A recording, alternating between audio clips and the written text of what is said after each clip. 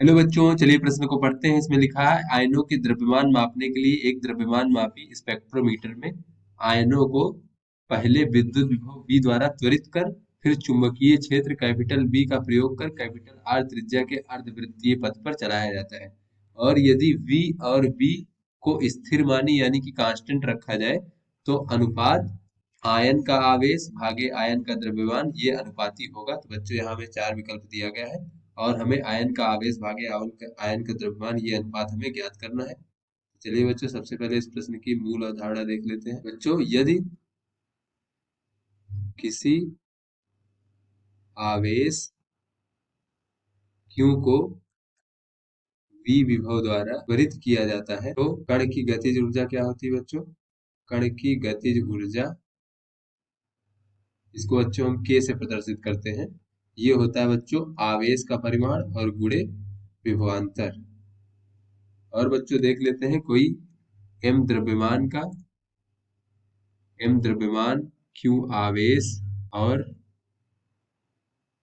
K गतिज ऊर्जा का कण किसी V चुंबकीय क्षेत्र में वृत्तीय पथ पर गति करता है तो उस वृत्तीय पथ की त्रिज्या जो R बराबर होता है बच्चों, वो होता है वर्गमूल 2m के भागे क्यू बी।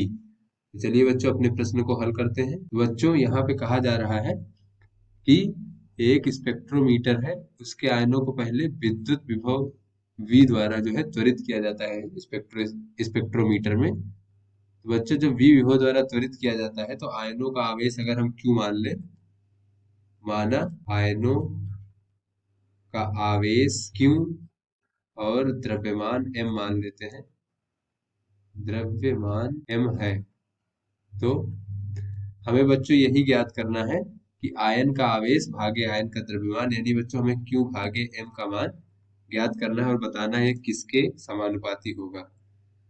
तो चलिए बच्चों यहाँ देख लेते हैं। जब वो उसके बाद बच्चों ये कहा जा रहा है कि ये चुंबकीय क्षेत्र B का प्रयोग कर R त्रिज्या के अर्धवृत्तीय पथ पर चलाया जाता है। तो बच्चों ये त्रिज्या R बराबर होगा वर्गमूल 2m के भागे QB। बच्चों हमें K गतिज ऊर्जा बराबर पता है आवेश गुणे विभवांतर V होता है बच्चों। तो यहाँ से K का मान रख देंगे त्रिज्या में, तो बच्चों R बराबर हमें प्राप्त हो जाएगा वर्गमूल 2m और K का मान रख देंगे QV भागे बच्चों QB।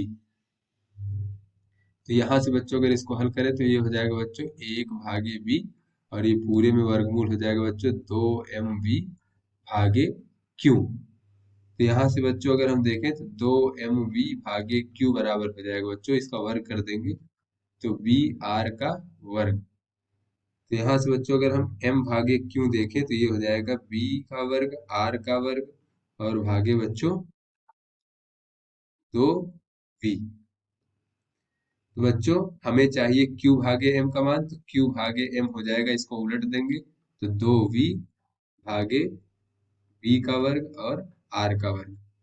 तो बच्चों हमें इसी का मान चाहिए था और ये पता करना किसके अनुक्रमानुपाती होगा बच्चों। तो यहाँ प्रश्न में कहा जा रहा है कि यदि V, ये जो बच्चों विभव V है, और कैपिटल B ये जो चुंबकीय क्षेत्र है, इसको स्थिर मानी यानी कांस्टेंट रखा जाए तो बच्चों यानी कि ये V और B का मान कांस्टेंट है तो बच्चों ये इतने का मान जो है एक नियतांक होगा। बच्चों जब ये मान नियतांक होगा तो यहाँ से हम कह सकते हैं बच्चों कि Q भागे M जो है आयन का, वो अनुक्रमानुपाती होगा 1 भागे R के वर्ग के।